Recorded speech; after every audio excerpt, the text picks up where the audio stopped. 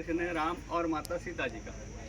यहाँ ब्रह्मा जी का, विष्णु जी का और महेश का, ब्रह्मा विष्णु महेश के तीर्थ है। यह है अग्नि तीर्थ, मुक्ति कुंड, सीता कुंड, माता सीता स्नान करने की जगह, सौभाग्य तीर्थ। कपिल महामुनि 12 साल तपस्या करके नदी ला है कपिला। पंचुट से आ रही गोदावरी, गोदावरी नदी और कपिला का संगम हुआ है। तो ये कपिला नदी है, कपिला आ रही है जी। रामायण में जगह के बारे में कथा आती है।